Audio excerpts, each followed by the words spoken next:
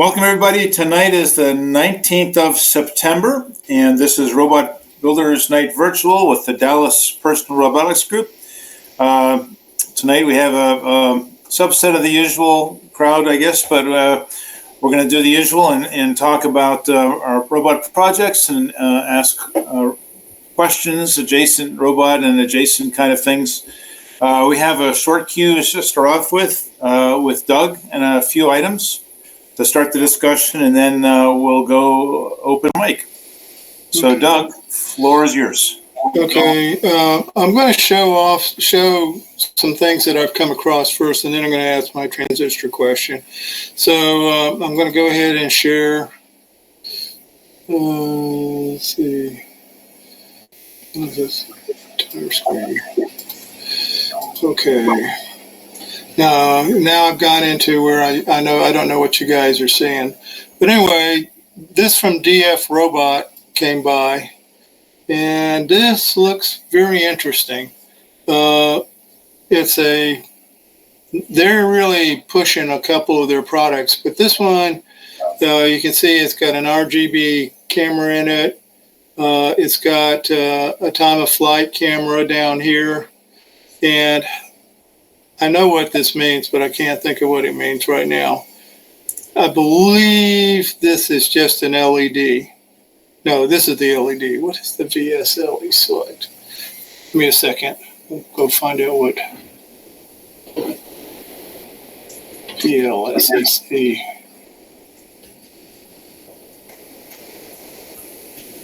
Was it VC? Was it VC? Yeah, VC select.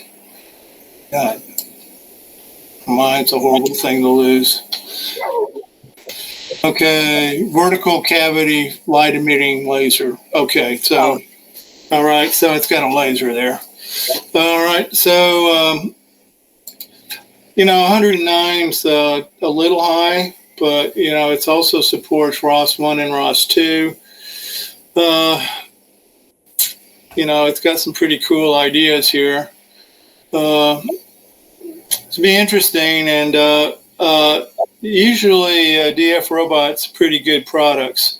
So here's the specifications. It's using an A7.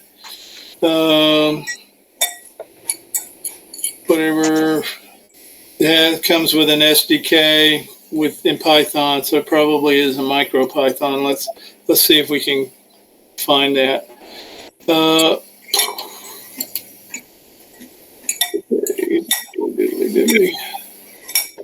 And I missed it, Doug. What's the name of this product? I put a link in the Slack, Ted. Oh, okay. Okay. Anyway, it's fairly new. Okay, let's see if there's anything.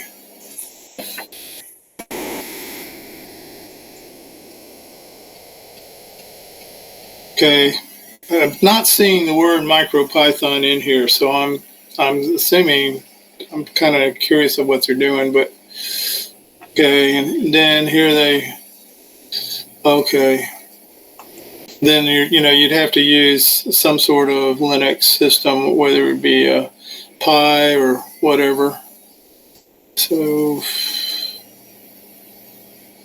yeah, anyway, it's $109 is one of those kind of like, wow, you could afford that.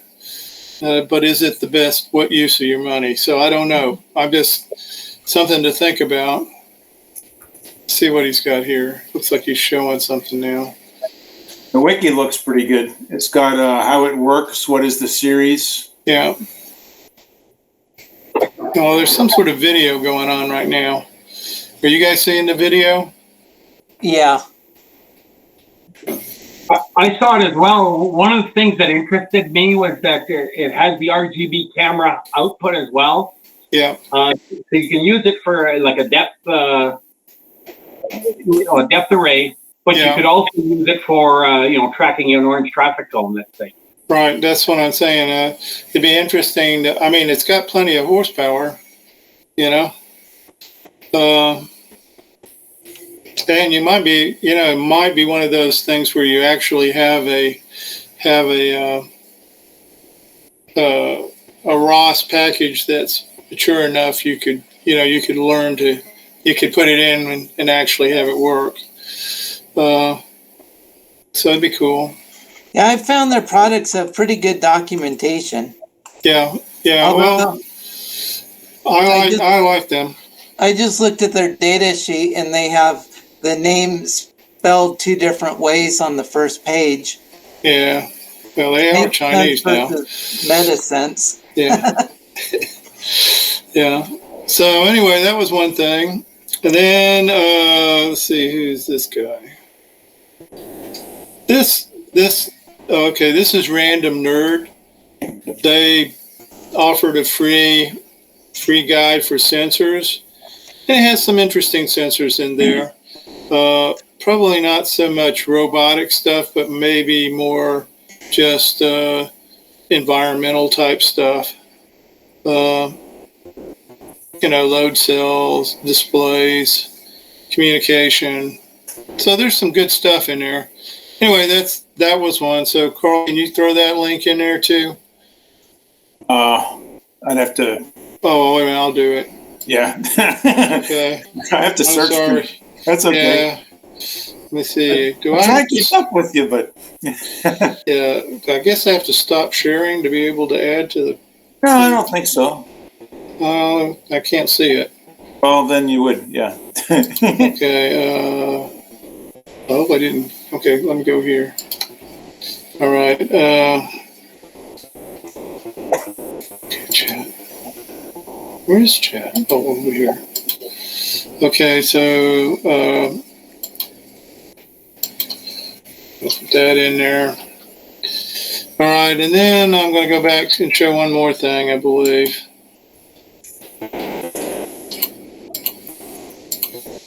Todd, you're saying that you don't need ROS to run with that camera. You could run with it in Python, let's say.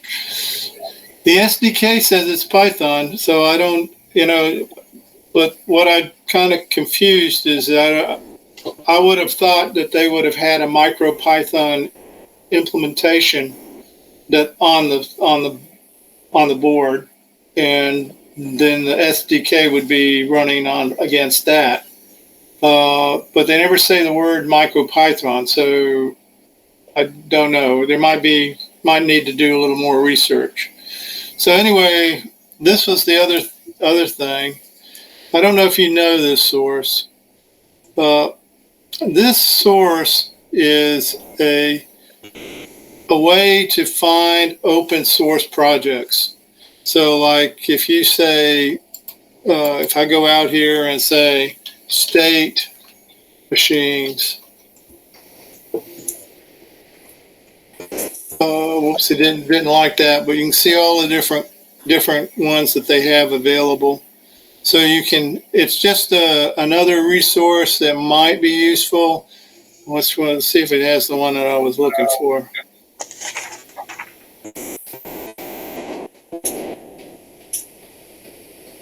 I don't know why. Give me a second here.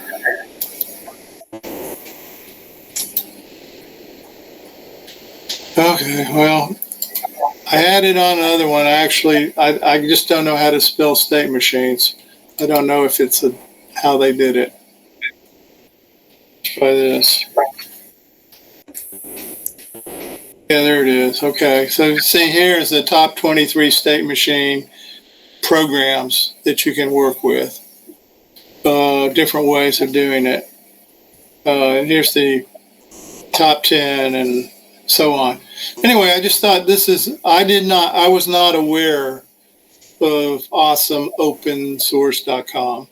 So I'm throwing it out as a potential piece of useful. And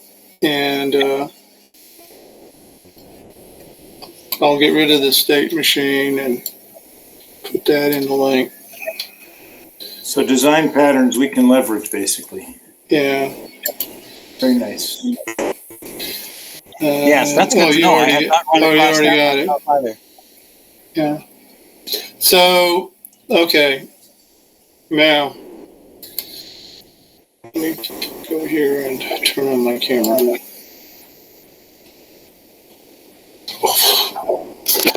There we go. Should be. Nope. Come on. I'm getting there. Okay, I'm not. So now I want to, if you want to talk about or ask. All right.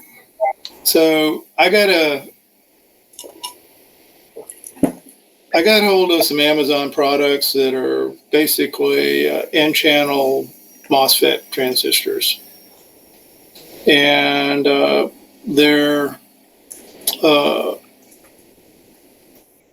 they seem to have to be, a little bit out of spec, in the sense that so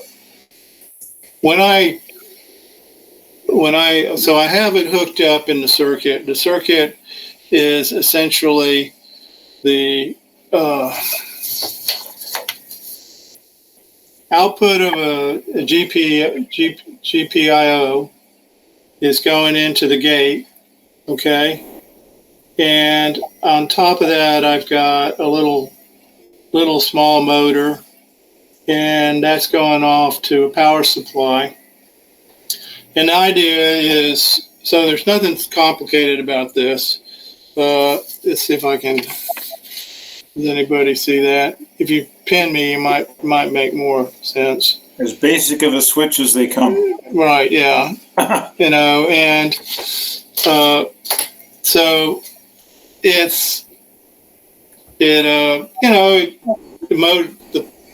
I've got I did it with an Arduino, and that's 5 volts.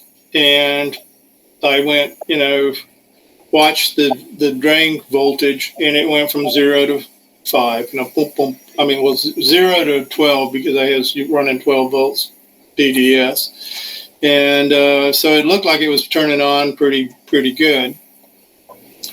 And then I said, okay, I saw some other people's reviews that said, not really good for 3.3 volt processors. And so I put it on a 3.3 volt processor, and sure enough, it'll let the motor rotate because there's no load on the road. But when I try to stall it, it stalls at a much lower current level than it did at 5 volts.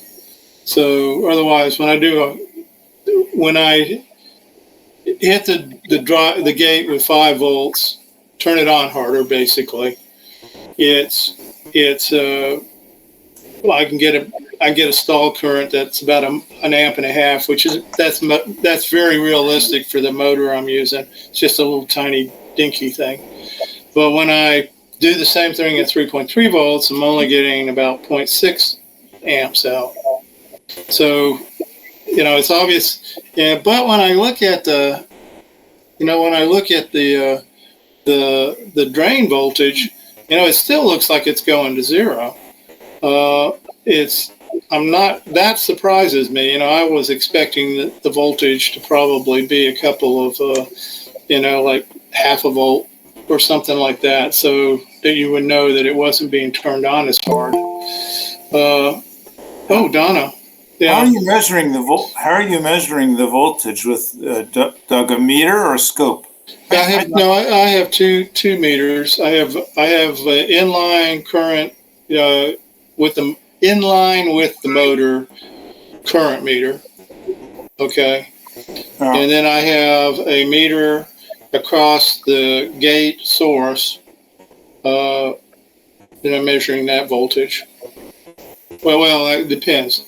No, I'm not doing that. That's definitely 3.3 or 0. What I'm measuring is the DS voltage.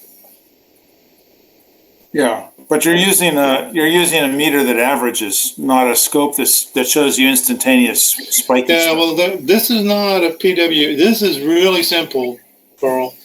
It turns the motor on for 5 seconds. Yep. It turns the motor off for 5 seconds. No PWM. It just boop. Well, but the motor still has commutation, right? Yeah. So there is some switching behavior when it makes contact and breaks it. Mm-hmm. I mean, I don't know that that's the difference, but I'm just saying I found in the past that averaging things like DMMs lie. Yeah, yeah. And more things that are closer instantaneous, like oscilloscopes, can still lie, but if you're careful with the sample rate, they don't lie as much. Yeah, I guess what I'm really trying to find out is, is it just simple that the VT is not too high for, when I look at the spec for this part, it says that if you put 3 volts on the gate, okay, and you have a VDS of greater than 1.5 volts, you should be in saturation, and you should be able to pull up to 20, a load of up to 20. Have you compared it with an actual curve? Yeah, that's what I'm trying to say. They actually have that in the data sheet. In the data sheet, yeah, and I'll show you what I'm talking about in the data sheet. Here, let me do that. Okay. That's a good one. Yeah. So it's a logic level MOSFET, and sounds like it's a very good one. If you're suggesting it's fully on at a little over 1 volt, that's unusually low. No, not a volt. 3 volts. 3.3 volts. Yeah, you're going to show us that gate curve for us? Yeah, give me a second. I was gonna try and get you oh, here it is. All right, so here's the curve I'm referencing. You can see here that with the VGS, and I guess this is a pulse, but I hadn't thought about that. But that's usually just so they can run the different curves on the curve tracer. So here is 3 volts. You can see IDS is pulling 20 amps. All right. You also look down here at this curve. You can see that they turn on at about 2.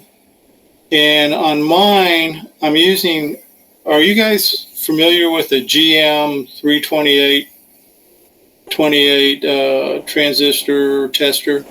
It's a little module that was developed somewhere in Germany, and it's a little board with a LED, and it's a very nice little tool to have.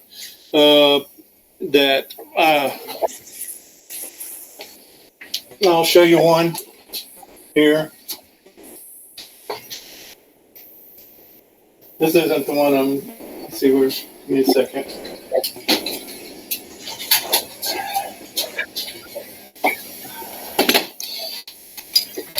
Okay, going back to here. Oops.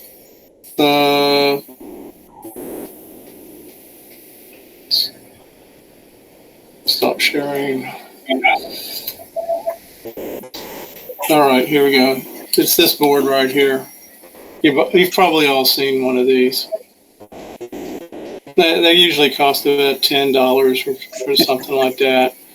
And this is the one I bought this, and it came with a broken screen, so I ended up with another one that works completely. Here I can only read half the screen. So it's pretty good. It's a nice little meter. It's great for if you don't know anything about the parts you got, you just stick it in there, it finds the leads. It gives you your basic everything. And anyway, this one told me that I had a VT of 2.5 volts on these parts. All right. And so you can see that that's dang it. But what current are they getting with those measured thresholds? I'm sorry. So I mean, they're going to test them at different loads, right? Yeah. So they're showing. Let me get back to. It's been too long since I've done at that level, but isn't it so that the load can affect the threshold a little bit? I mean, that's what the curve shows, right? Well, if you're in saturation, it should be. Matter. Shouldn't matter, yeah. So, but so it's saying that for this chip, for these particular ones, this curve is shifted over to 2.5. So it's over here. All right. So it still should be, we're talking less than an amp. It shouldn't, at 3 volts, maybe. Yeah, okay. Well, actually that might make sense. Just a quick question. What is the part number? It's a VFP30N06LE. Say again, 30. RFP30N06LE. Okay. Yeah. So, yeah. Like I say, now that I'm looking at this is showing it at 2. And so you have to split it here. So if you were to shift these curves over, 3 should be about here. And it still ought to be over amp, I would think, but it is getting a little iffy. At 5 volts, these guys were good. All right. And that was the real question, is it just that simple? Is it just the threshold voltage is too high? That's what I was looking to find out.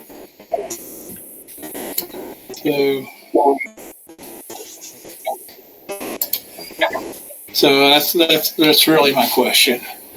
Anybody got anything they want to say? Or I'm thinking that's it. The more I look at it, and you guys, you may say, well, all we sat here and looked at him and shook our heads slowly and like, Dad. But you actually are helping me out. You're forcing me to present to you some, kind of like what's going on, and I think I understand it better because I've done that. So we're saying we're following Kareem's recommendation of the little rubber yellow ducky. Yeah, probably. I don't know. Where you talk through your problem to a yellow rubber duck, and he helps you troubleshoot your problem. Yeah. I think you're right. Yeah. But that's good. Hey, we're here for a reason. Okay. Yeah, Doug, I would be perplexed too if you're getting apparent different stall currents. From those curves, these are really, really good transistors, and from those curves, I would expect you'd see identical performance at both of those input voltages. Yeah.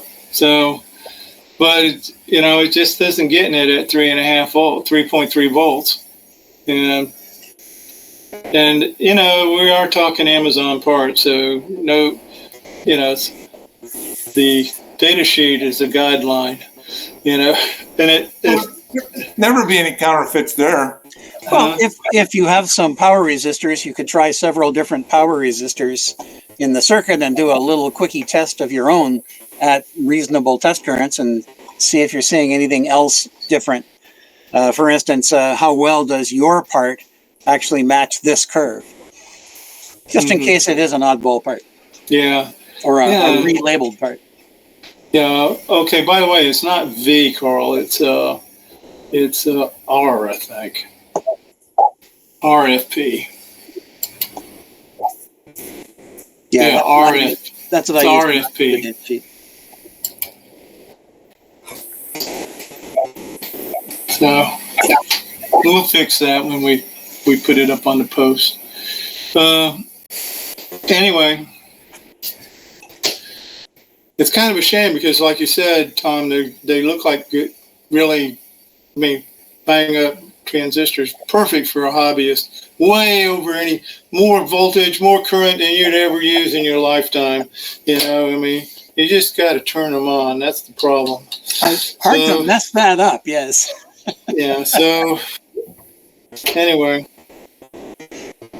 we'll see. Okay, that's my little rant for tonight. That's all I had. Yeah. But cool.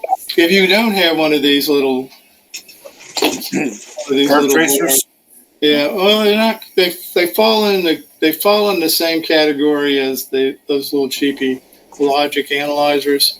They really are nice to have. They're not very expensive, and I on this one I just use a wall wart. I don't use a 9-volt battery. There's mine. Yeah, it looks like you got one too. So I'm just saying it is well worth the $10 or whatever it is. And there's even you don't even have to design the case. I mean, there's cases available on Thingiverse and stuff. So, all right. Cool. I've tried to build component testers in the distant past. So when you try to build your own, you get an appreciation for how elegant a design like that one is for $10. They're very yeah, it really is. One thing that would have been cool is if they could have figured out an extra stage to give you a little more drive current on when you're doing some of the tests. It's not really great for power MOSFETs. It's fine for little tiny ones.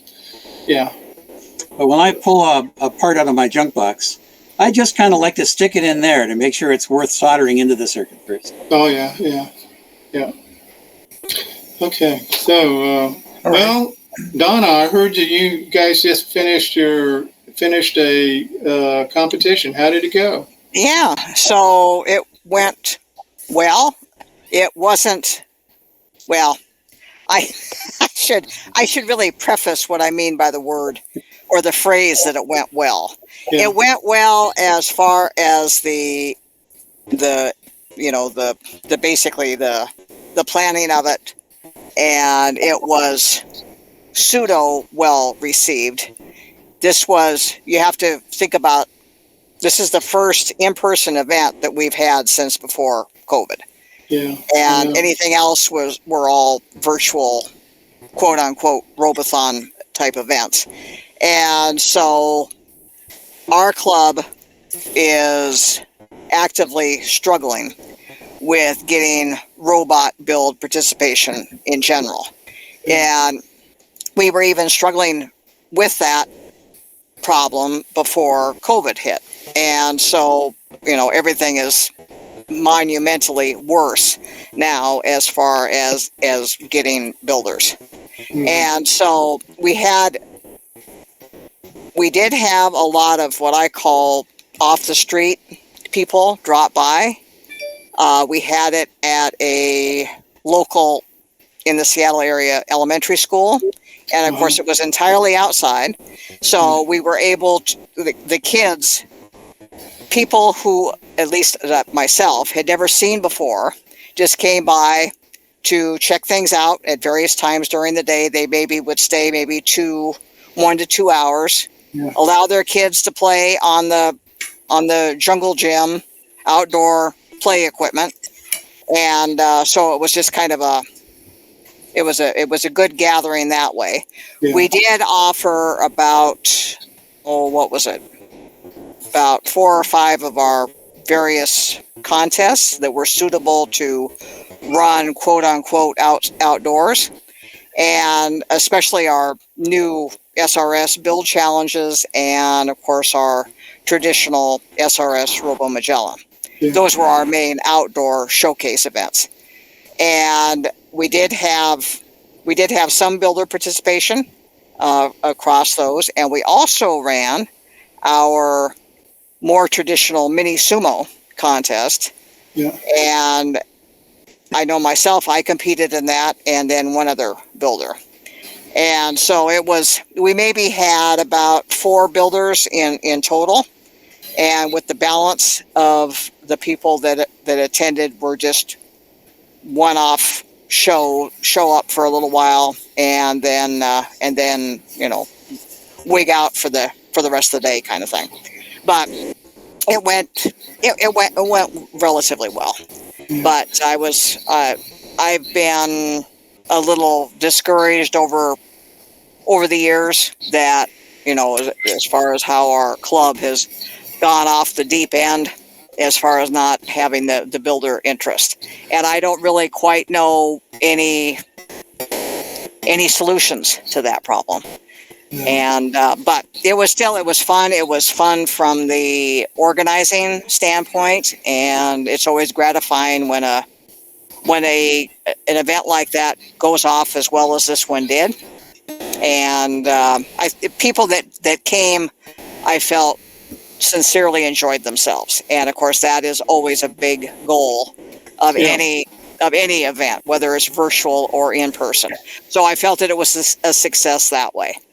And I know myself as a builder and the rest of us that are part of the organizing committee, I know that all of us had fun with it as well. So in that sense, I felt that it was a success. So Okay. that's just kind of an overall view. Hey, Donna, I remember you guys talking. I don't know if you actually did it because I kind of lost. I've been kind of having some problems, but you took Robo Magellan as your crown, and then you had like 3 learning groups before. Like I think one of them was a back and forth, and then one was a square or something. And Yeah, you're referring to the SRS build challenges. yes. Yeah. So What were those? What were those? Let's see. So I think I first of all, I was the one that quote unquote wrote those rules and got them approved and launched as an official rule set. But what I did was I borrowed from your club and also I think from parts. So kudos to both of your groups from your group and then the parts group on helping to pull that, getting the data together for that. But basically what I did was I put together like 5 different levels. So each one is the idea about building on the next. In other words, you start at level 1 and you build up to level 5. That's the overall goal. And then you can confidently build and enter for some of our other higher end competitions, such as the Pop Can Challenge and Robo Magellan. Okay, so that's the overall preface of the build challenges. And so, so we've got the, like 4 corners or square contest. And I directly borrowed from your club's rules on that contest. Good.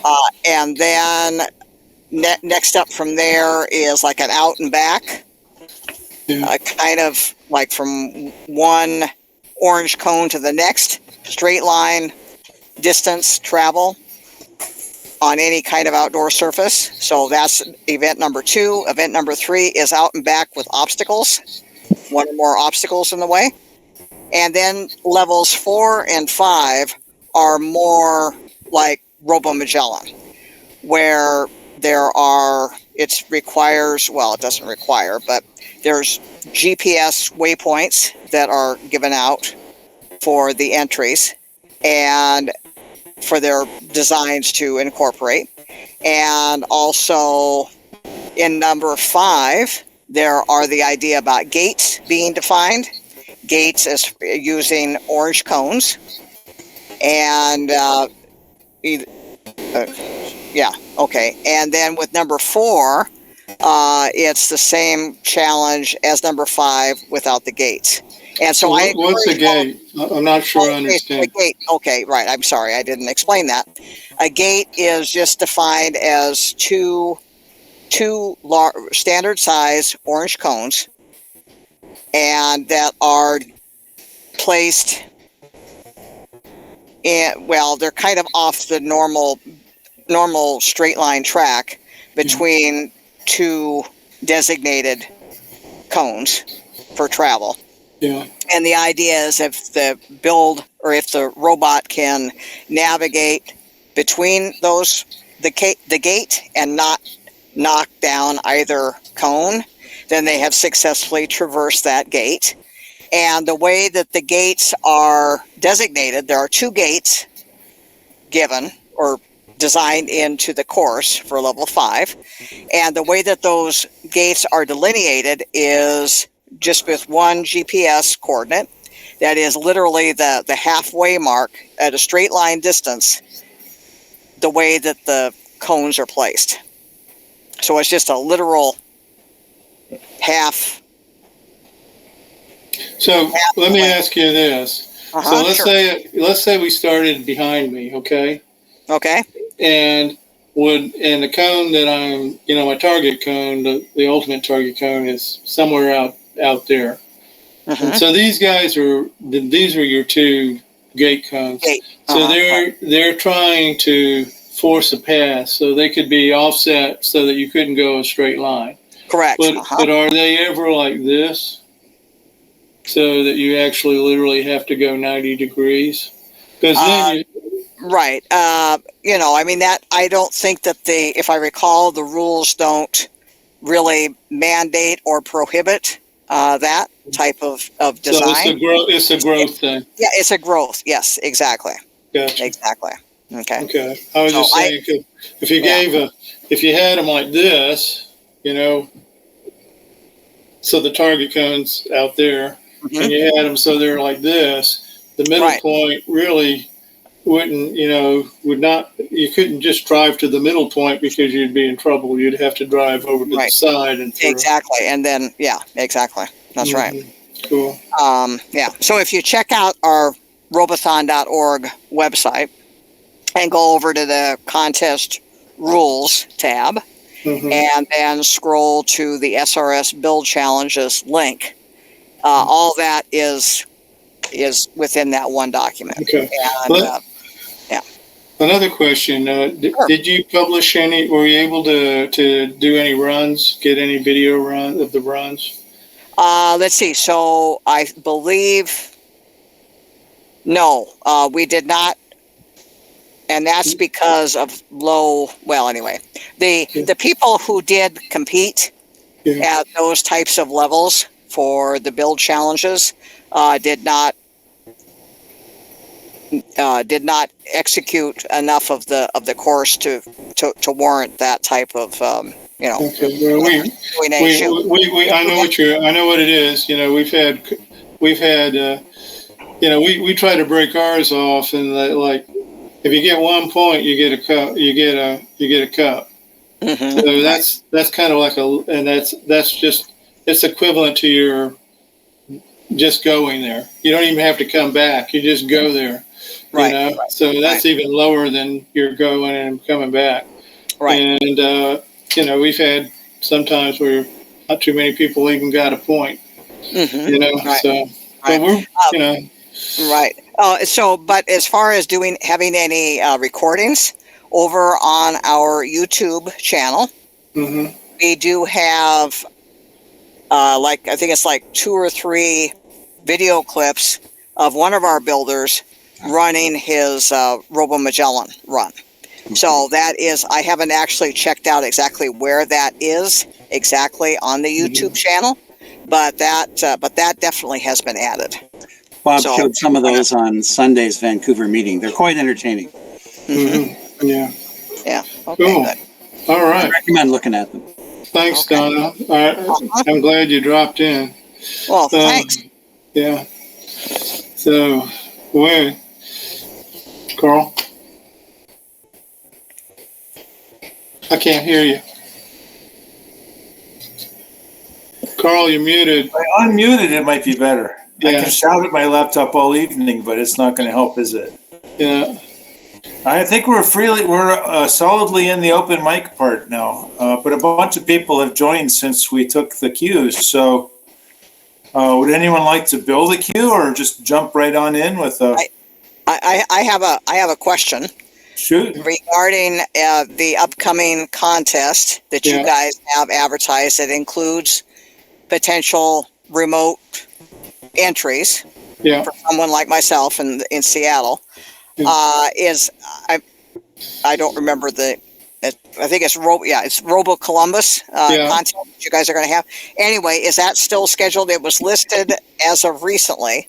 It was listed as tentative for the November date. I'm just wondering if you guys have any updates on that. It's still tentative because we haven't really confirmed with our guy of the day, so it could shift a week. I think if we have to, we got a backup as a park, but we really like to go to his place because we have restrooms that we can use, and and if it gets too cold, we can duck in the house and a few other things like that. And somebody usually Screens and power and Wi-Fi. Yeah, there's usually even, makes cookies in the house and they're warm when they come out, but that's another story. but so anyway, but, yeah, so Donna, it's basically still going on. Okay. All right. And, because, like Pat, he can't run it probably unless he puts his on snow tires on his robot. So, if it is open for remote people, we're very flexible. If you wanted to run early, and we like to have people run on the day because it helps with the excitement. But Oh, yeah. but I understand. if you can't do that, just can't physically do that. If you can go early, that's fine too. We don't want to. We like to end it at when the actual event goes, because we don't want to have things stringing in. So if you do it early, you can either just post the link or whatever and let us know. So, yeah. Is this the same? I gave you some coordinates last time, or suggested some coordinates. Those would be fine if that place is still available to you. Okay. Yeah. And yes, and it is still available. Yeah. Okay. Cool. Yeah. All right. And Thank you. Yeah. Yeah. And the same goes with you, Pat. I know that you've got other things going now, but I'm just saying is if you wanted to run in October, for example, just kind of like plow through all of those red leaves and all that, just whatever. I'm not giving up, at least on the programming part of it. You got to try to get something to run. Yeah. I'm probably not going to make it out to that location, but probably going out the backyard and making the right or left turn into the back park here and trying to find a cone is something I'm still working on. And if I do get that going, I'll throw a video up for you guys as well. Yeah. Yeah.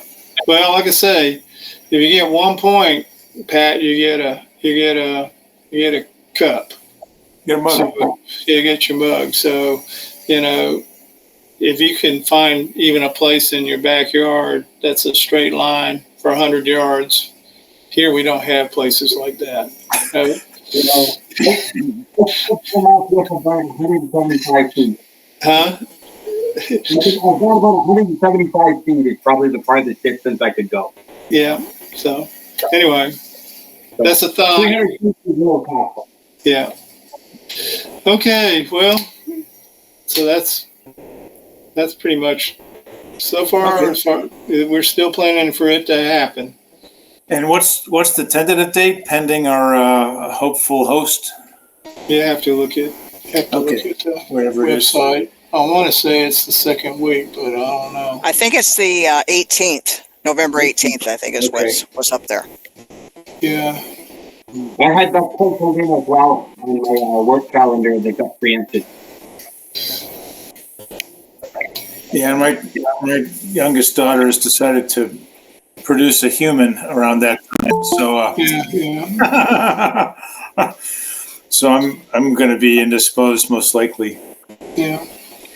Yeah, you have it on there for the 18th. So So let's do what's that? So that's roughly 2 months from now.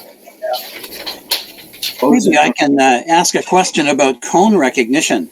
Donna, I mentioned earlier, I know Bob Cook, so I have seen several of his presentations as he's gone through the mildly painful exercise of learning how to do artificial intelligence machine learning using video signals to identify cones under a wide variety of conditions. And then the real world hit him when he went to Kent, and he discovered all kinds of things that he didn't think his robot would find because they don't look like cones at all, but it found them. My question is, what do people do when they're building Magellans and they are attempting to find orange cones? What mechanism do you use? Pat, you mentioned you were working on something? Yeah. I use video basically, and I'm using OpenCV. and trying to detect an orange blob is what I'm working on. So blob detection. Blob detection. What I fight with around here, anytime after the beginning of October, it's already started to happen, is the changing of the leaves. So I showed some pictures last year of just traveling between here and Sault Ste. Marie, and to show just what the ground cover looks like with the bright orange reddish leaves, and it makes it tough. You know, and maybe an advantage, as Doug says, maybe do it in the snow. And the leaves that are left on the trees are brown. So What could possibly go wrong with the reflections off of white snow? exactly. I don't know what videos Bob Cook put up on YouTube, but he showed us some stuff last Sunday in his presentation that just boggle the mind, having seen how well trained his machine language algorithms were, and then the things it actually found on that elementary school field. Well, we have, Maybe what have showing- we seen pretty commonly? We've had people with Pixie cams, right? Yeah, a lot of Pixie cams. Pixie cams, there's a few people that have, People have aced the course with Pixie cams. yep. And some with just OpenSea, early versions of Pixie cam. You know, they're, what do they call them? Carnegie Mellon something or other, but it's MU cam or something. a CM cam, yeah. Okay. And then Oak D, Like I do say- we have any like that? Hmm? Do we have any with the Oak D or the, yeah, well, that's what I've trained on. I use what is it, a mini Oak D, the small one. OT light. Oak D Light, yes. And I'm pretty comfortable with cans. I mean, with finding it.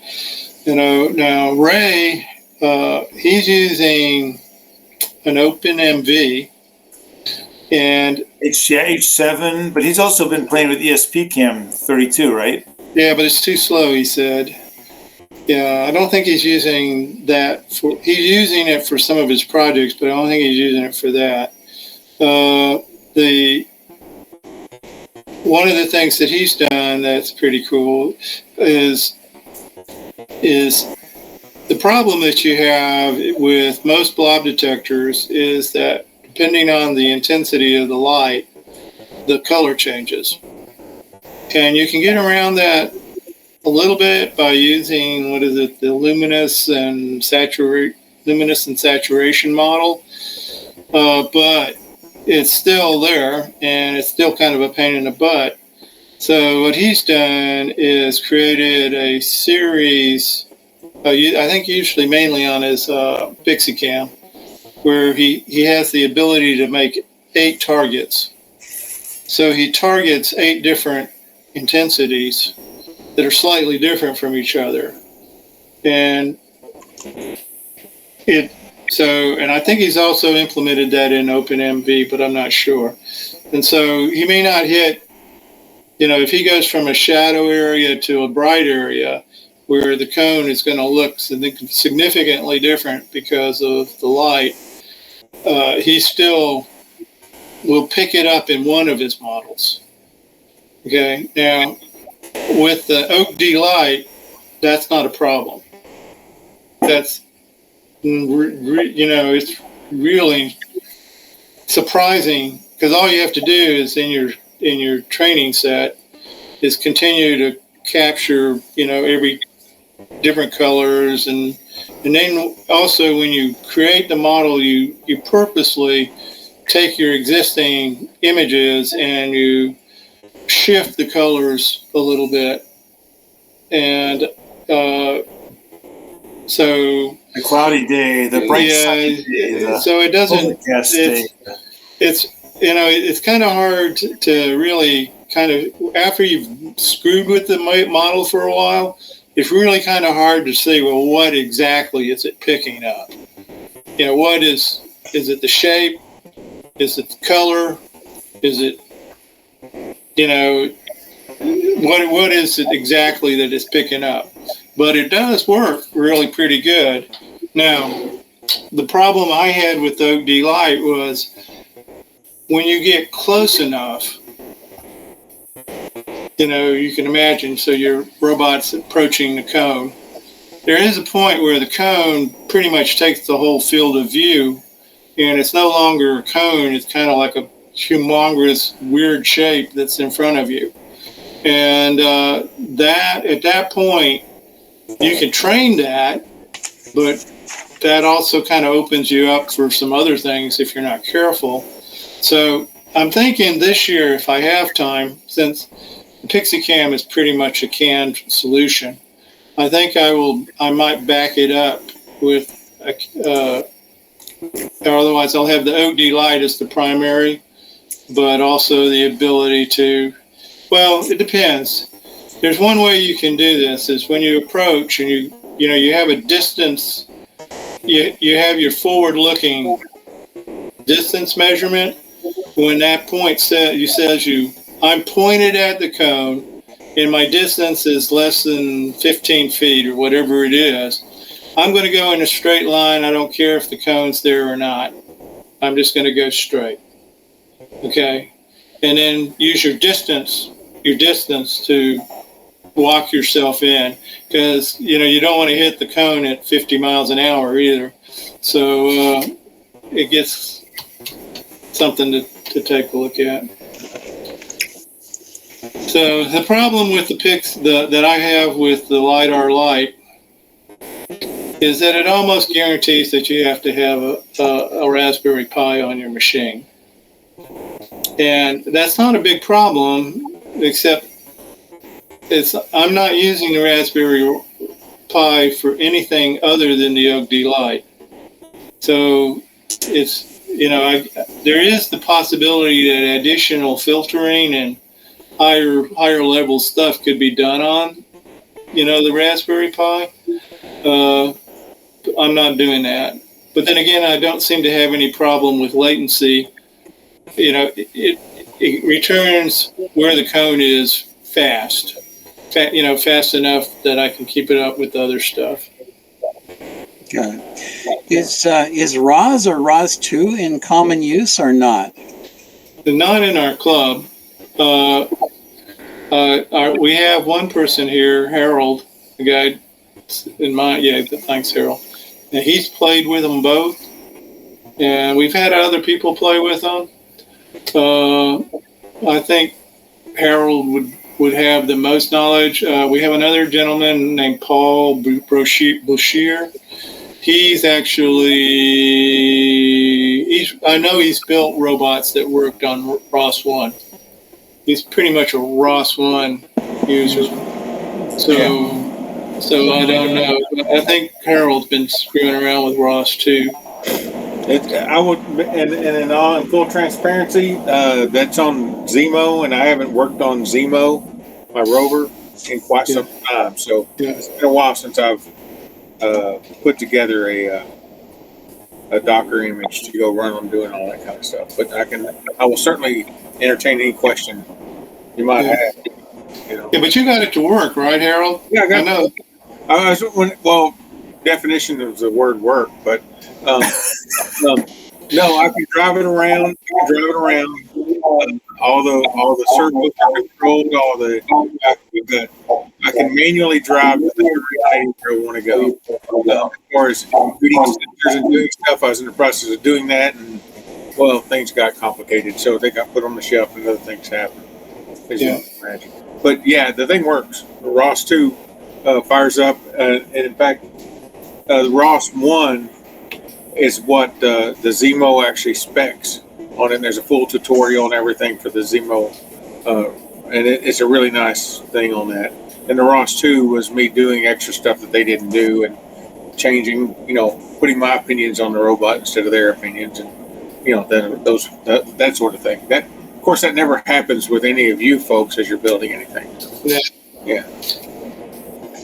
DPRG rules. Yeah. Okay. Yes, there's a couple of people in the Ottawa club who make use of. Sounds like we have some feedback. There's a couple of people in Ottawa that use ROS 1. One of them just uses it for development as he learns LiDAR, and then he uses what he learns to write his own code that he runs on his STM32 family of microboards that he Yeah. prefers to use. Mhm. One in Connecticut is using ROS1. He talked about it 2 weeks ago. Is that Chris Netter by any chance? I didn't catch the name of the guy in Connecticut. He mentioned getting a lot of information from David Anderson here at DPRG. Yeah, that might be Chris. Was it Chris? Okay, I didn't catch his Yeah. name when he did his Yeah. presentation. Yeah. Very nicely done. He Yeah. used a Raspberry Pi 4 with ROS1 running on it and a lidar that he's still learning about. Does he use a little Zemo? If I remember right, his robot. He's It's using Pololu. a Pololu chassis. Yeah, that sounds like Chris. Okay. Yeah, Ross one is by and away the more popular of the two. Like 10,000 to 1 sort of popularity kind of thing. So I've read, yeah. Yeah.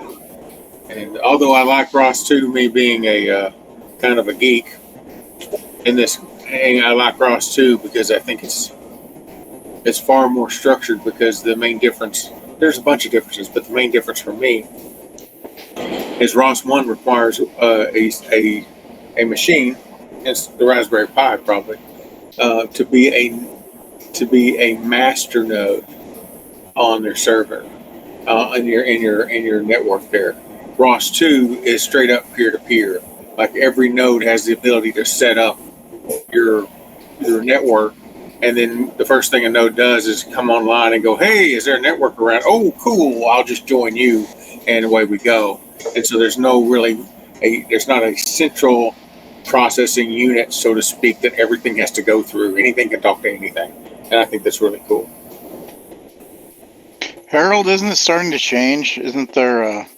It seems like most of the things that I'm seeing, as far as like new product releases that target ROS, are supporting both ROS 1 and 2. Yeah, it may be. I will tell you, since I haven't been working on Zemo and doing things, my exposure to what all that ecosystem has been diminished quite a bit, and it's not forgotten. It's just I've had other things that have been more important and higher on my priority list. But I have seen more and more things come out with the ROS stamped on them, and whether it's 1 or 2, I'm not quite sure. I think adoption might be starting to hit its mark. I think it's. I mean, it kind of should. I mean, the ROS is what powers all those Amazon robots and a lot of other industrial machines out there. So the idea of them switching over when they've built a lot of custom stuff to make their stuff happen, maybe it's an easy switch over. I say it depends on what they've done. It could be a fairly easy switch over between the two, with a little research and everybody changes and does stuff. But I think it's they may be more hesitant, and those are the bigger. I say bigger user. It's like all the Roombas and stuff. They were ROS 1 all the time. They may be ROS 2 now. I haven't really looked. Thanks for lighting up that neuron and squirrel me away there. How that works.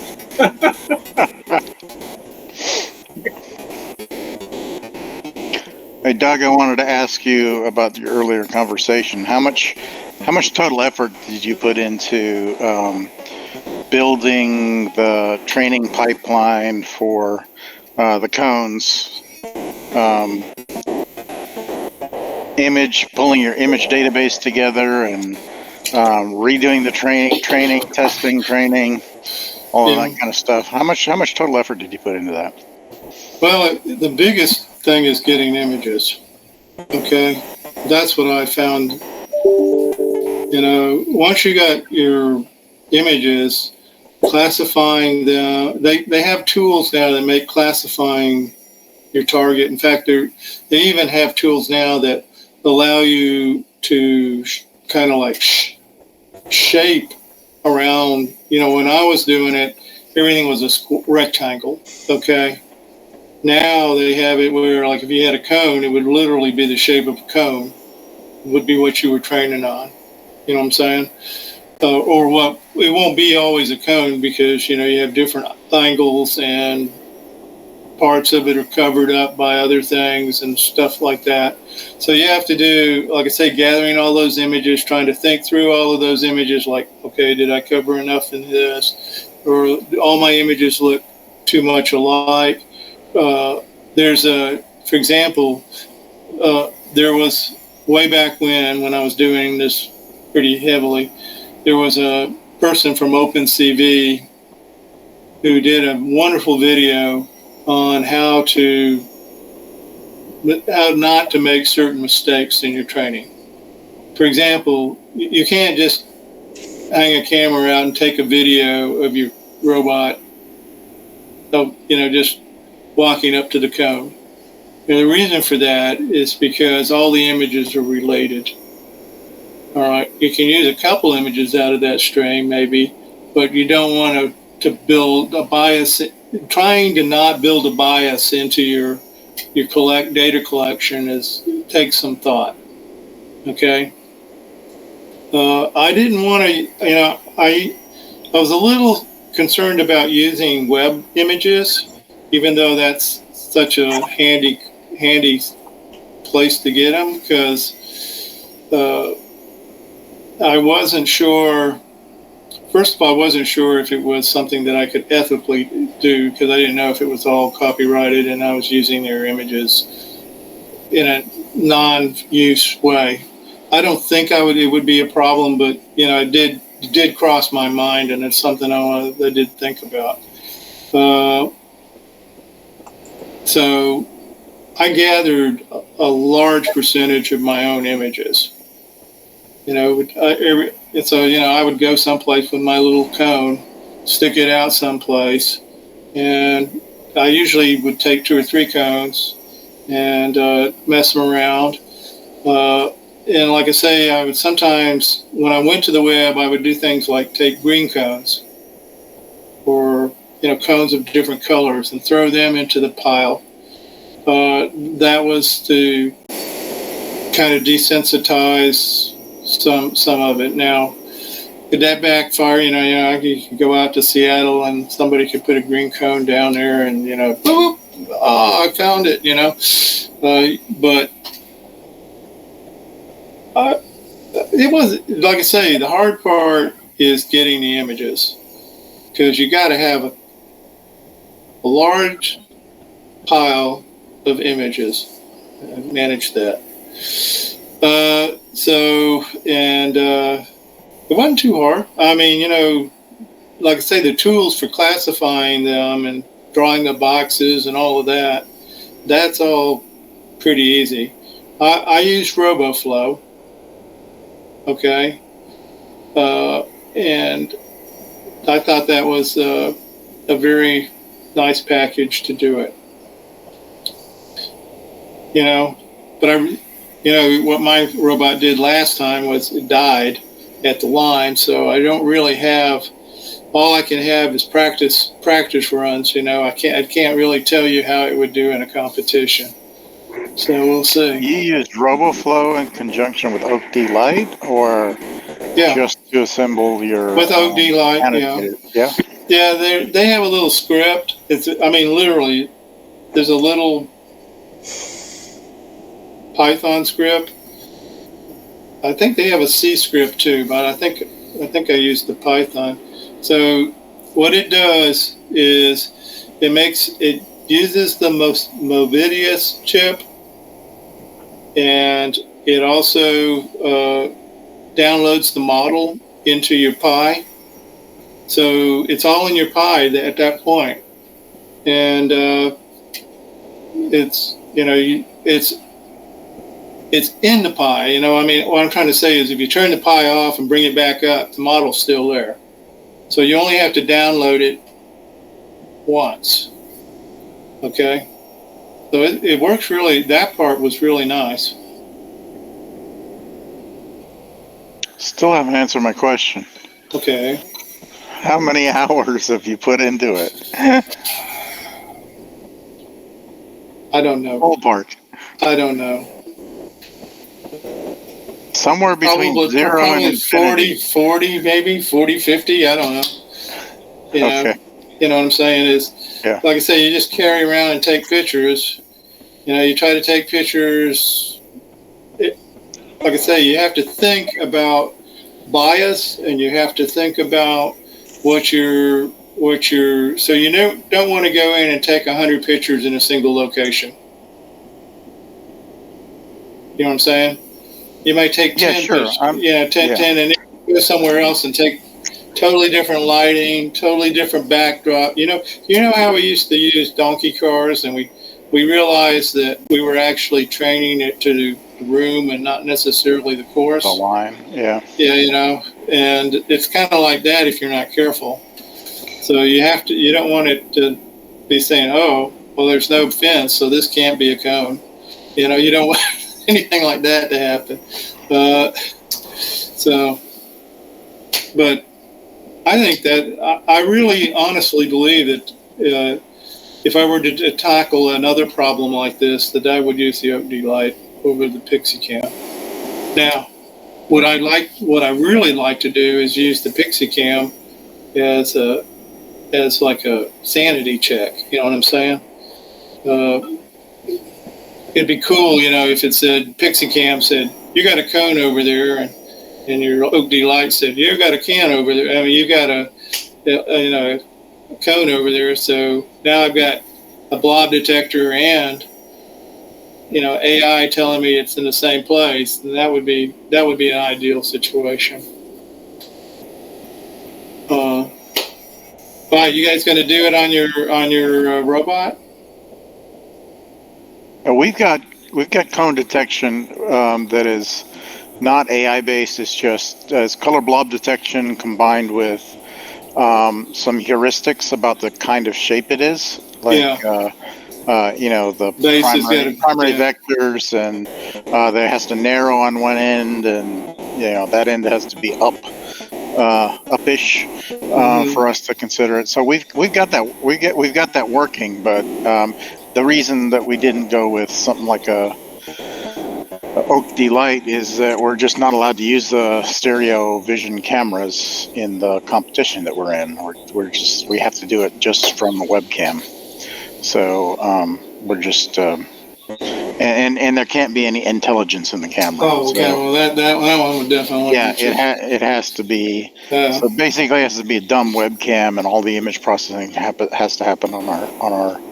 So you can't even use something like a Pixie Cam now. No. Oh man. But OpenCV works well enough for us now. We haven't tested it in 100 million different environments. It's it's pretty much tuned for indoors right now. Although for the you saw that a couple of weeks ago that they were working on automating that RV. Yeah. So they now have a cone detector because we have a costume, a traffic cone costume that one of the kids wears, and they can run around in front of the vehicle and it will track them. Well, that's cool. Yeah. Yeah. Neat. Yeah. But we can't guarantee it'll work in all different environments, lighting conditions. Although we normalize the camera, and it's a decent. It's like a Logitech C920, I think, and it's got decent white balance and auto exposure, and so it's a pretty consistent input to their vision pipeline. Yeah. Well, if you guys haven't used an OD light, it'd be fun for you guys to try it. But I can see that not the non-appeal, since you can't leverage it into your other into your other stuff. That would be a silly rule, but it's what we got to live with. Yeah. Yeah. And when you go out to RoboFlow, if you look up TC or traffic cones, there's pukus of different collections of images and stuff. I don't know how. You can go to ImageNet, and there's a good number in there. Yeah, And that's So- that's all free for use. Yeah, that's ImageNet. Yeah, that's like standard database of annotated images for. Can you put the link into the chat? That would be cool. Sure.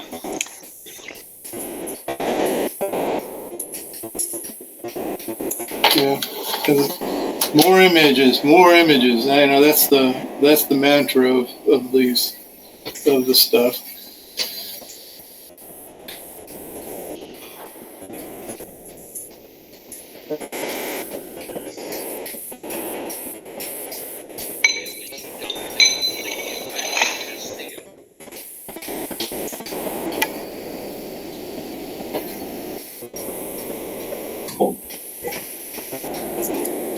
All right, so what do we have next here as our open mic stays open?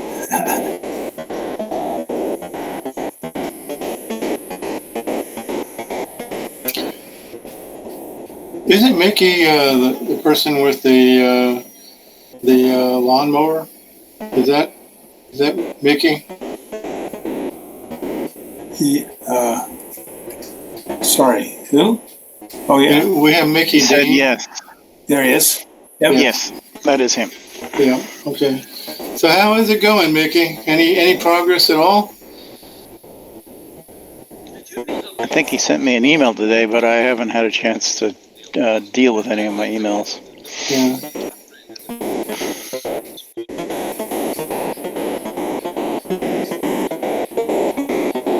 Yeah. He may not be able to speak. No, you He's working on it. Yeah, he's working on it. Yeah.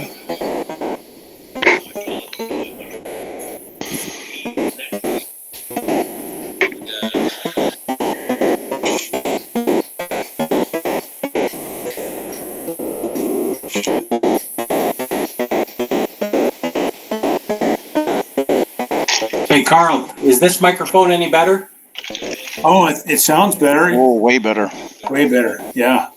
Okay, I switched to my laptop microphone instead of my camera. There you go. Some of these laptops and their microphone arrays are pretty impressive. Yeah, I'm impressed with them. They used to be horrible, and now it's They're the reference, fantastic. and they've done something to take away the key click from when you tap the keys and the fan noise. Yeah, noise canceling and whatever.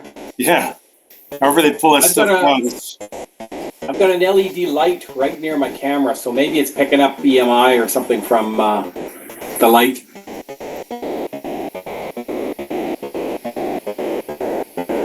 Because normally that's the microphone I use, and it's usually pretty good.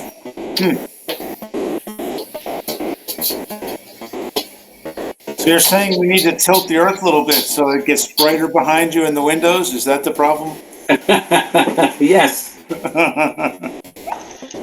It's around 7:30 now at night, which is 6:30 your time. Yeah. It gets dark here. Yep. I can do that for you. Just Can about you? 8 months. It'll take me about 8 months to pull it off. Yeah. Okay, great. So, Pat, fortunately, there's Start working on it right away. in your background. There's no what in my background? No wildfire in your background. Oh no. That would lighten up the sky. So Kareem, you're happy to make it happen, but there's no option to expedite. I get it. The expedite, the expedite fee is just enormous.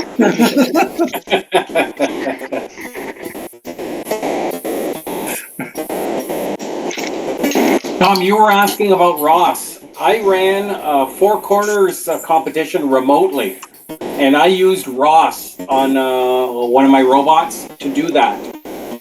I was just testing it to see latency issue, how it was working, and it worked well enough for my robot. I was able to come within 1.5 inches of my start point. And I did, it was about a 13-foot square box, 13 feet on the side, and it did okay. It's just, the learning curve is very cumbersome, and I'm going back to other things to try to work on it. that's what I've read. I have not ventured in that direction yet, since I have my particular autonomous robot techniques are far too simple at this point to bother. But we'll see. Maybe one of these days.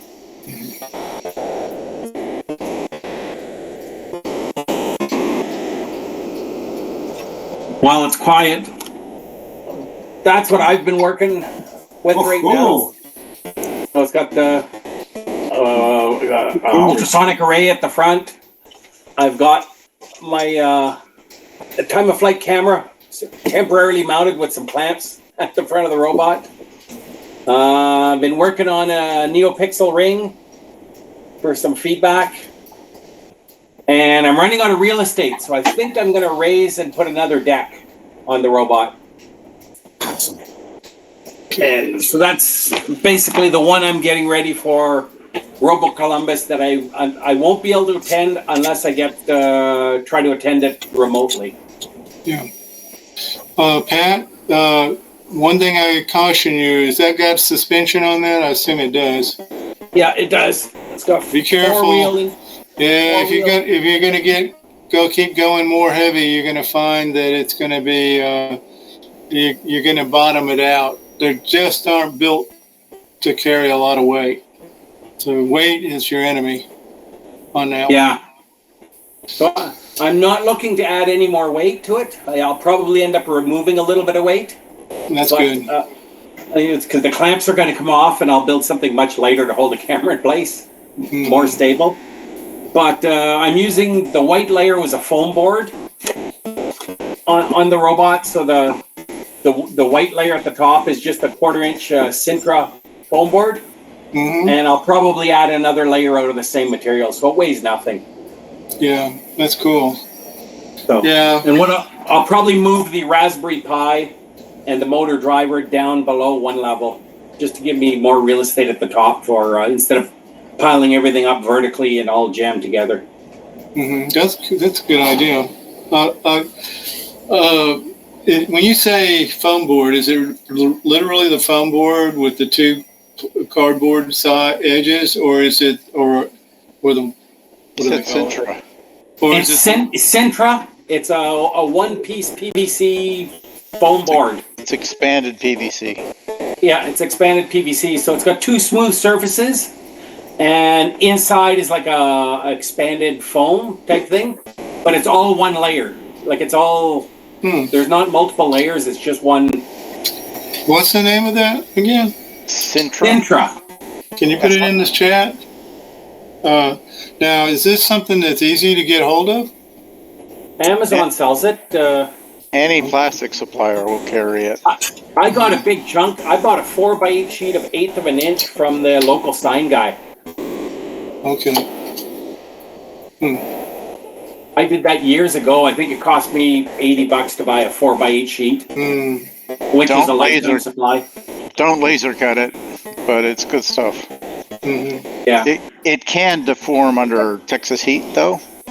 So if you leave it out in the sun, not a good thing. Not a good thing. Okay. Yeah, I'm looking for something like that, something really light. I was thinking about there's this thing there's this material I saw Ron Grant use a lot in. You remember when we were building Robbie, the 8-foot? Yeah. Well, he's covered in this. It's not foam board. It looks like two sheets of thin plastic with tubes going down the length of it.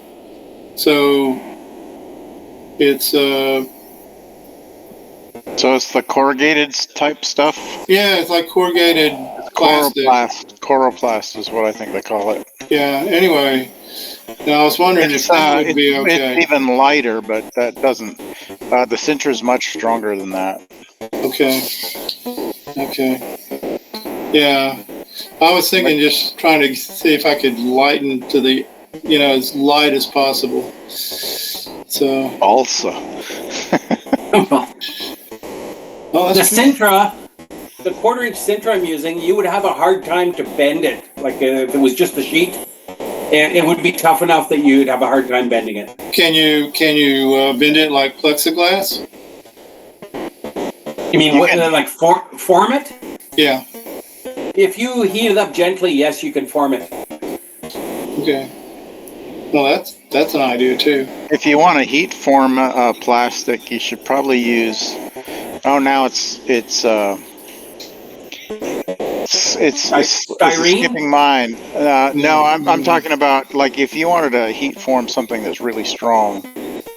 Totally blanking on it. I know that a lot of people are using it for custom holsters for their firearms.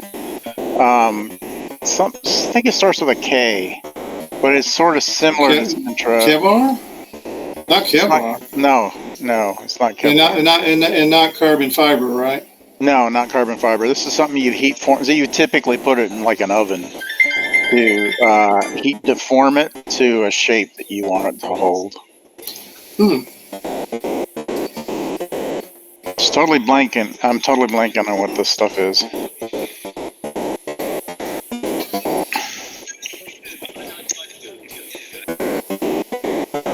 Kydex. Can you spell that again? Kyde. Yeah, I'll put it in. Yeah, put it in.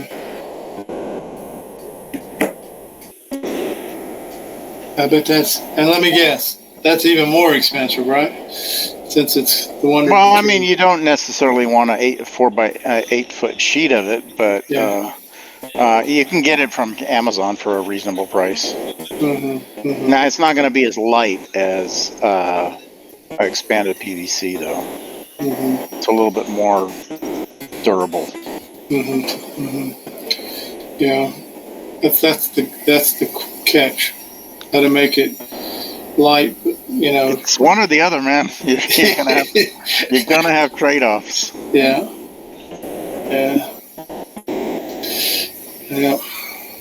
So let me understand. So chloroplast is just too light and flimsy. So is the consensus somewhere between Sintra and Kydex for a combination of strength and weight? Is that? I think either one of those would be decent for my first outdoor robot 20 years ago was made out of Sintra. Okay. And polycarb. But Sintra for the electronics platform, the electronics deck, where I wanted it to be a little bit lighter. Polycarb's nice and tough, but it's just pretty heavy, dense material. Murray from New Zealand had another one type of plastic. Started with a D. I don't remember the name. Delrin. And that's good for gears and things like that. It's nicely machinable,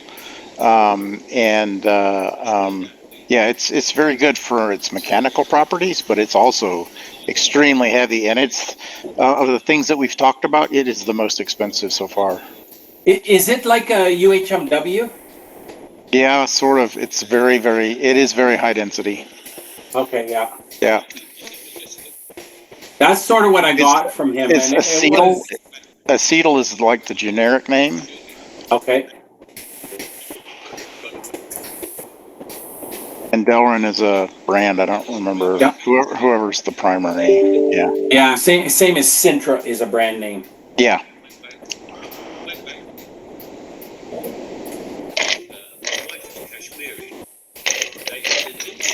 Acetyl's very nice, but it's way more expensive.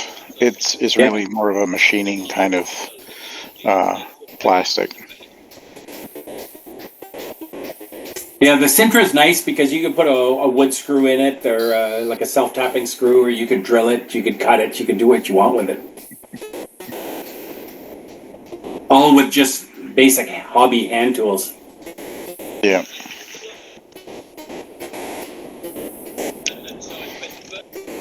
It sounds like a good time to go shopping and get samples just to have it on hand to play with. Because, those shelves of things that you might want to play with someday are never full enough. Are never full enough.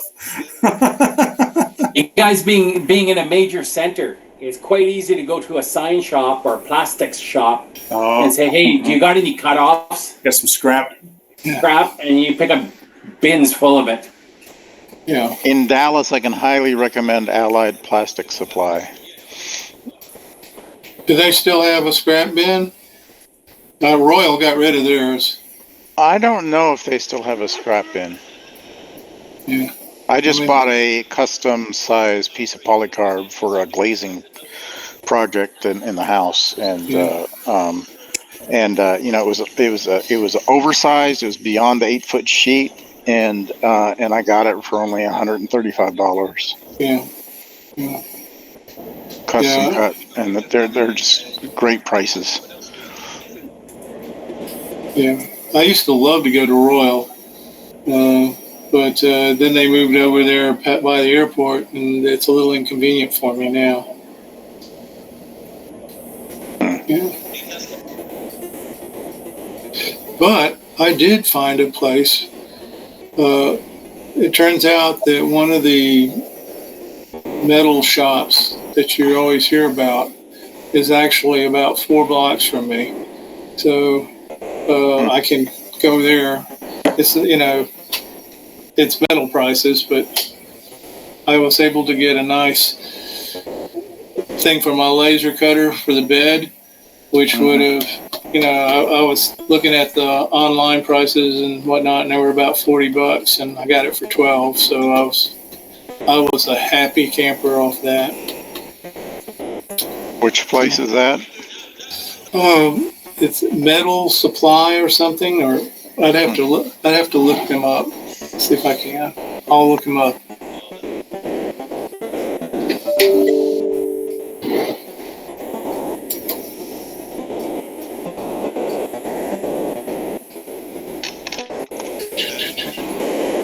In fact, I believe they have a place over by kind of close to where you are, but it might be further west. Where is it?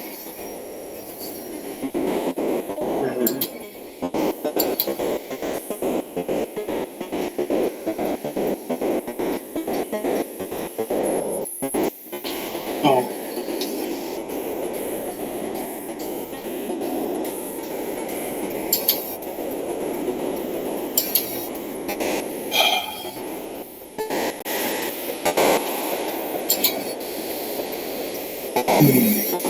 Yeah, well, I guess anyhow, this Sintra and this Kydex stuff is a lot less than carbon fiber sheeting. Oh yeah, carbon fiber is nice and pricey. And it also has a tendency, isn't it conductive? It is. Whereas these others are not. Metal supermarkets. Okay. Yeah. Okay. Yeah, there's one of those here near me, which I've had a little bit of experience with buying cutoffs at good prices. I find them kind of pricey for custom stuff, but I haven't really perused their cutoff bins. Yeah, I think that's the secret. You know, it seemed like they had a generous cutoff section.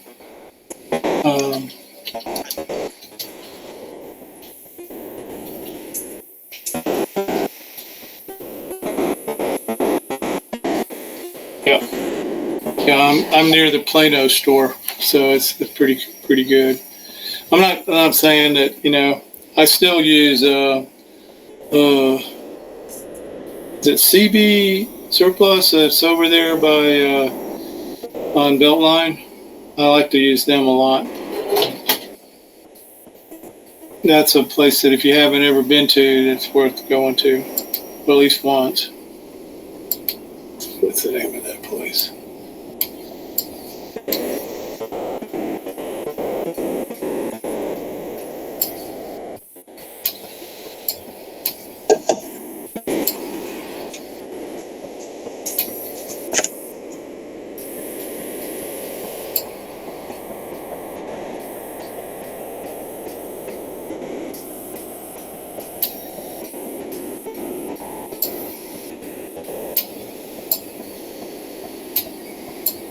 Well, I found this meeting very interesting for my first meeting.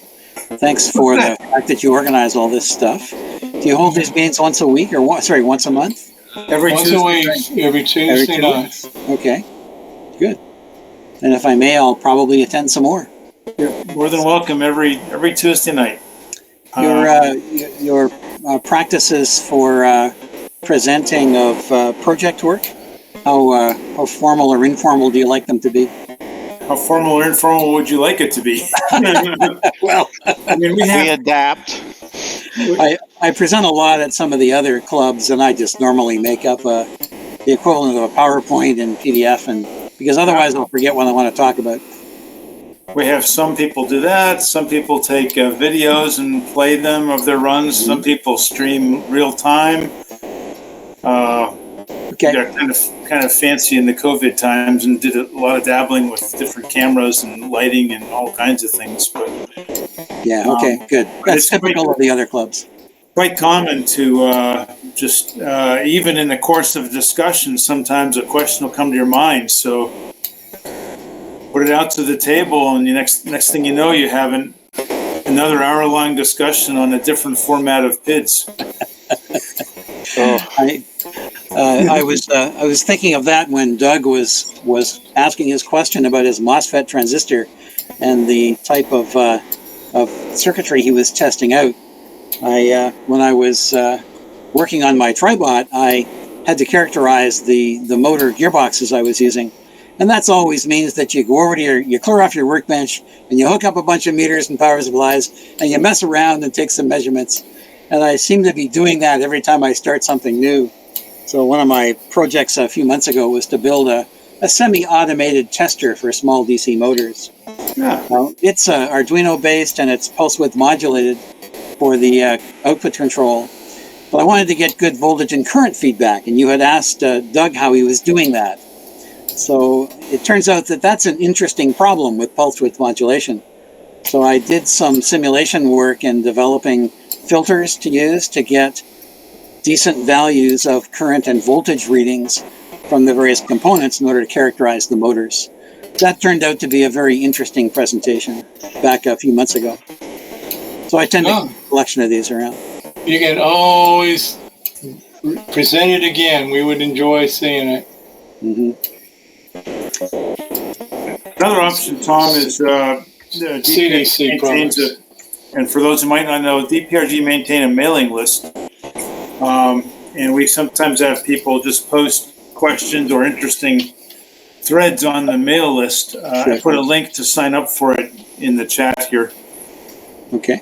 But you can also, not only can you start a new thread, but there's somewhere in there's a way to read the archives, historical archives of the mail list. So you can search through for all kinds of threads for many years. And then here's the archive thread. I'll put that in. Yes, the various forums and groups that I belong to all have their own different varieties of all these things. So it's always fun to see what happens. Yeah. The Vancouver is a fairly active robotics group, but they used to have a website, but they've abandoned it. They used to have an email list, but they appear to have abandoned that as well. So they use Meetup to keep track of who is interested in coming to their meetings. Well, yeah, and that's, well, Meetup has an email list, has a conversation thing, has all that in one spot. It does cost a little bit of money per month, but for It's a lot. It's a lot. I don't. When I say a little bit, I haven't looked into doing that because somebody else has always paid that cost. But with all the organizations I've been in, but having to maintain all of the stuff you just mentioned, it may be worth the price that they're paying. Yep. It gives them a space on the web, gives them a way to send out stuff. Yep. Has a little discussion board, message board, all that kind of stuff's all in one spot. I've also been involved in model airplane stuff here locally for about 10 years. And I ran their website and their email lists and their bulletin board for a long time. And it doesn't cost a lot of money if you shop around. But my God, it can certainly consume time from a maintenance point of view. And that's a huge cost, right? Well, then, Your time, your time is worth some value. Not that you get paid for it, and you are donating it, but it is some value, right? as a retired volunteer, it doesn't bother me a lot as long as I think it has value. Oh, But I certainly. suspect that the website that the Model Airplane Club runs is something that they're slowly losing interest in. For instance, they're now duplicating some of what was on the website using Facebook and YouTube. So you can see how these things will tend to move away. Yeah. I mean, because I do a lot of this stuff as well as donating these time, and I start looking at them like I'm donating a lot of time. That's time I don't get to spend in my lab building robots. I don't know if I want to do that. Well, in the past I've done a tremendous amount of volunteer work with science fairs for probably 25 or 30 years. I always felt it was extremely worthwhile. Plus, it was some of the most fantastic professional networking I ever did. But it consumes an enormous amount of time when you get involved at an executive level in a large organization. So I usually sign up for the Dallas Regional Science Fair, and they had an international one the other day, and I say the other day, for the last couple of years, something has come up. Mom's going to the hospital, some crazy thing like that on that day. So I'm not gonna go, but it's one of my favorite things to go, and I still tout that to all my friends around in the industry to say, and they get the same feedback that I did. It's just you go down there, you see the kids, that some of them are going to be car salesmen, but that's okay. We need car salesmen too. But you see other kids where the spark is there and the energy is there, and that just energizes me to then want to come back here and do stuff. And I find that amazing. I really do. My first involvement was probably 30 or 35 years ago when I was asked to judge at the International Science and Engineering Fair. And the kids that I met there blew me away. I'm a pretty good engineer, but my God, I'm talking to 15-year-olds that blow me out of the water with some of the stuff they're doing. And I never look back. I've been involved ever since. My favorite phrase that I hope to use a bunch when I go to things like that is like, you could do that? I'm looking for that. I want that feeling. Well, it kind of pushes you in your own development as well, I found. Not only from the point of view of the professional networking you get to do. The regional fair that I was involved in running was very large, one of the largest ones in Canada. So I ran about a 400-member judging group, which means the networking you get as a professional out of that kind of a group is just incredible. It's tremendous. Agreed. Just incredible. But it forces you to learn a lot of stuff that puts you out of your comfort zone. I had to set up full human research ethics groups and reviews because we have, we might have 500 or 600 kids come to our fair, and some of them bring human research projects, and they've got to be done legally and ethically. And as chief judge, it was my job to make sure of that. I had to learn a lot in a hurry. Yeah, you're not doing that Stanford project thing that they did that way back in the war where you had students that were prisoners and students that were guards, and they set up the whole thing, and it kind of went south crazy. Yeah, there's a documentary on that someplace, and it supposedly was pretty harsh. Well, what was a lot of fun was back in the day, some of the people that I've worked with as judges who entered our regional fair back when it was new, because our regional fair is about 50 years old.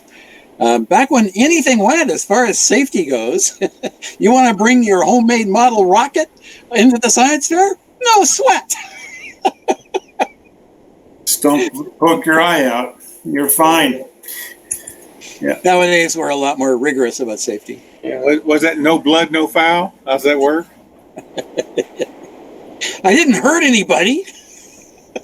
It must be safe. Yeah, but you burnt down the building. So no one got hurt. Yeah, it's a lot of fun. Anyway, this has been good stuff. Every 2 weeks, I'll look forward to the next email. I assume you send them out. No, every week. Every week on a Tuesday. Oh, every week. Every week. Yep. Okay. There's usually a regular crowd here. You've seen most of them tonight. Many of them. Yeah, I take it you're normally just a virtual meeting? You don't do in-person meetings? For the last 2 years, 3 years, it's been mostly virtual. But yeah, so there's talk of getting some in-person ones, but the trouble is we have so many people such as yourself that want to join remotely, or even people in Dallas is pretty big. It can take a long time to drive from one end to the other. So the right balance for hybrid has been hard to find. I've attended several other clubs who switched to hybrid as soon as they could, and have successfully accomplished good hybrid meetings. That's hard to do. It is. And they've done it very well. So I know Seattle was, Donna was here earlier, Seattle was considering doing it. I've been at several of their other meetings where they've discussed it. I don't know whether they're going to pursue it or not. It's hard to set up. Yeah. And you need the facilities for the support too. So like one thing that worked really well that had never worked to my knowledge before was that when it was all virtual, you'd have this panel on your screen where everyone is pretty much paying attention and following the discussion, and pretty much everyone gets a chance to talk. And it was a level of interaction that we wouldn't just get amongst everybody in person. But then when you try and mix that with, the usual AV challenges of somebody on, even in our own offices, right? We have microphone and camera issues sometimes, or bandwidth issues. And so mixing that online with the in-person we do it for contests and it seems to work okay, but that's mostly the people online get to watch what's going on in person. Yeah, my wife runs a large painting group as part of the seniors community center. So it started out to be in-person stuff. She switched it entirely to virtual with some help from me and a few others. And that has turned out very well. So now that they're back in person, they've retained the virtual part. And just last month, I helped them switch it to hybrid because the community center they're using has the resources to support really good hybrid meetings. Yeah. So they switched it to hybrid, and that's providing an excellent combination for those who are comfortable going to the community center and those who it's quite a ways to travel, or most of them are elderly people. It's a senior center. They just don't want to go there. They're feeling a little uncomfortable. We're worried about COVID again, of course. So now people are starting to say, well, maybe I'll go virtual so that I don't sit in a room with 50 people. So we'll see. It's working out well, though. Yeah. My high school robotics team has tried to do hybrid, but we don't. It doesn't work. We either have to do virtual only, and then on a different day do in person, because when we try to do hybrid, there's just so much energy that goes on locally, and the people who are here are just they have no extra bandwidth to spare for people who are hanging out online and not really able to interact as much. I found it very difficult. My model airplane group went back to in-person meetings only as quickly as they could for a couple of reasons. One of them is it tends to be a group that's very comfortable with side conversations. You put 20 people, most of them fairly old, you put them all together in one room, and there's about 6 side conversations going on all the time. And you can't do that in a virtual meeting. Right, yep. It's a social thing as much as anything else for them. Well, anyways, thanks again. You got it. Nice meeting you. Likewise. We look forward to next time. I think we're pretty much wound down for the night. So until next week, have a good week. Build robots, all that. And take care, guys. All right. I just wanted to offer real quick that if Steve doesn't work out, I could possibly host. There's enough room here. The only problem is that there's a very steep section that you would have to the robots would have to navigate. Ooh, like a 20-degree slope kind of a thing for a significant, for about 100 feet. You didn't knock that out with that robotic backhoe? Come on, man. Yeah, well, there's a limit. There's a limit to how much elevation change I can manage. And that is a pretty, it's not proper gravel drive. It's got ruts in it and stuff like that. So it would be a real challenge to the off-road robots that are not spring mounted, kind of a thing. Yeah, it might be a little bit more than that, actually. Yeah, that's about right. That's about right. All right. 25 max in like certain spots, but That's yeah. a healthy incline that would have to be, managed. So I don't know if that's that would be a problem for some of the robots. That might not be too much different from parts of Steve's place, but There was nowhere